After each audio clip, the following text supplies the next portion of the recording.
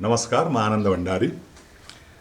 म यो साहित्य सृजना कार्यक्रममा मलाई निमन्त्रणा गरेर मेरा केही भावहरू, अनुभवहरू कविता र सृजनामा रहेर व्यक्त गर्न पाउँदा मलाई खुसी लागेको छ र म केही कुराहरू मेरो आफ्नो बुझाइमा, किनभने म साँच्चै भन्ने हो भने यो कविताको क्षेत्रमा मैले आफूले प्रयास गरेको धेरै समय भएको छैन।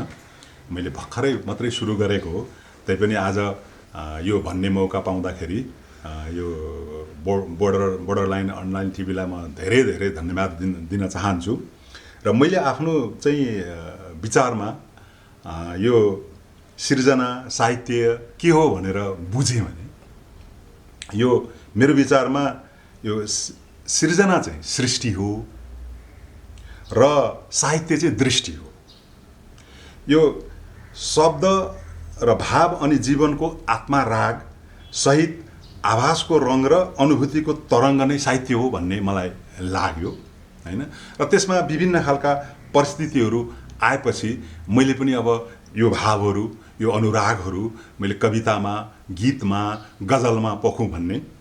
र यसमा अर्को मलाई मिठास के लाग्यो भन्दाखेरि सानो र थोरै समयमा धेरै कुराहरू भन्न सक्ने अवस्थाहरू मैले चाहिँ महसुस गरेँ र यो विधामा सुरु गरेको छु। अब आगामी दिनहरूमा हेरौँ, हैन, परिस्थिति र समयले कता डोर्याउँछ त्यही अनुसारले म फेरि पस्किने नै छु।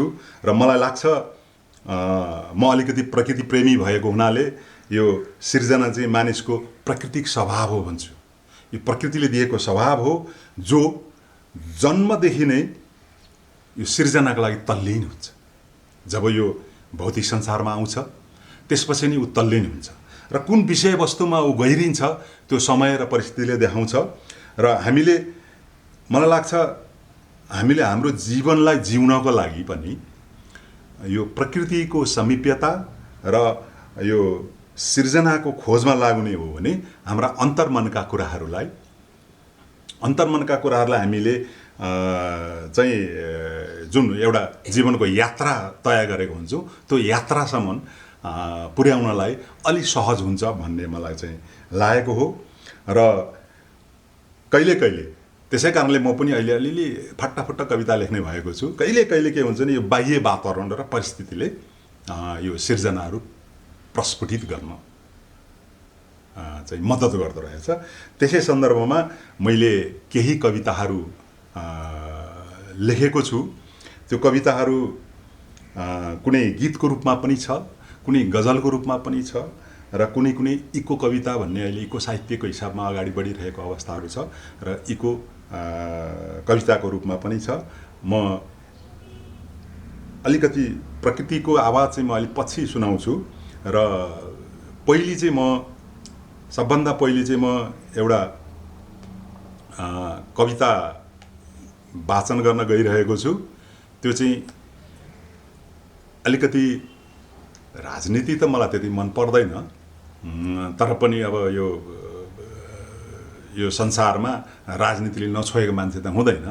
तैपनि मेरो एउटा जुन देखाइ छ, मेरो भोगाइ छ राजनीतिप्रति, त्यसलाई थोरै व्यङ्ग्य होस् भन्ने हिसाबले मैले एउटा कविता सिर्जना गरेको छु र मेरो कविताको शीर्षक हो प्रतिकूलताभित्र अनुकूलता खोजिरहेको मेरो देश।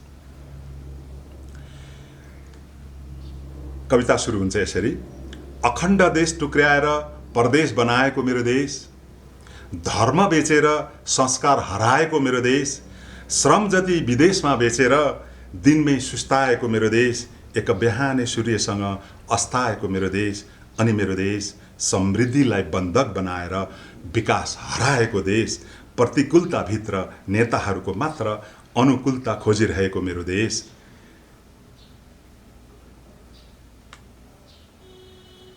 त्यस्तै गरेर मैले अब दोस्रो हरफमा भन्न खोजेको छु। समृद्धिको खोजमा सोच हराएको मेरो देश, खुसी नेपालीको नारामा सुखी नेता पलाएको मेरो देश, जनता पीडामा रोएको बेला राजनीतिमा रमाएको मेरो देश, जिउने रहरमा मृत्यु सैया सहितको चियान खनिरहेको मेरो देश, अनि मेरो देश समृद्धिलाई बन्धक बनाएर विकास हराएको मेरो देश। जनतालाई कागजी लोकतन्त्र विकास थमाएर, जनतालाई कागजी लोकतन्त्र र विकास थमाएर अधिनायकवादतिर लम्किरहेको मेरो देश, देशलाई नजरबन्द राखी रक्त पिपासु बन्दै आफूलाई शासक बनाई रमाइरहेको मेरो देश, जनतालाई रैती बनाई निरङ्कुशतिर लम्किरहेको मेरो देश, अनि मेरो देश समृद्धिलाई बन्धक बनाएर विकास हराएको मेरो देश। यो अन्तिम छ। अब भौगोलिक अखण्डताभित्र खण्डित भएको देश, आफ्नै भूमिभित्र विदेशीहरू नाङ्गो नाचिरहेको बेला अस्तित्वविहीन नेताहरू लम्पसार पर्दै जम्ला हात पसारेको मेरो देश, विदेशीहरूले सार्वभौमिकता लुटिरहेको बेला देशभित्र राष्ट्रवाद गुन्जिरहेको मेरो देश, अनि मेरो देश समृद्धिलाई बन्धक बनाएर विकास हराएको मेरो देश। सर्वहारा अनि मजदुरहरूको मुक्तिको आख्यान छर्दै राज्य शक्ति हडपेको मेरो देश।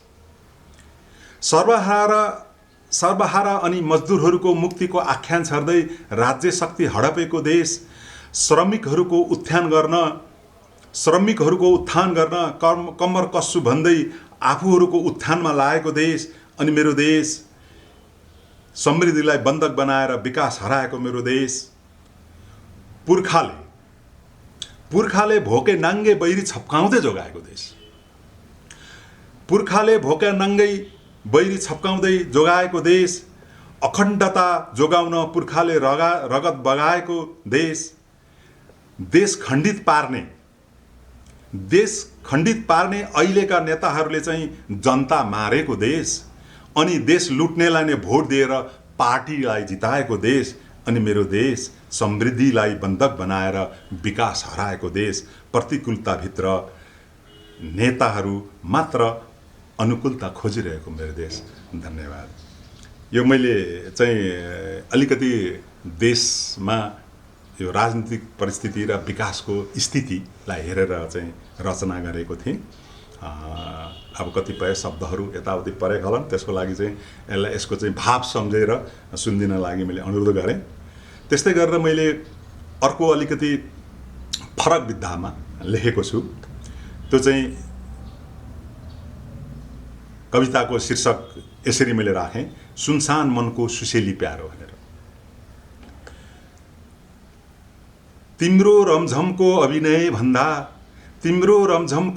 भन्दा लाग्छ आफ्नै अभिमान प्यारो, कोलाहल भिडको सहर भन्दा सुनसान मनको सुसेली प्यारो।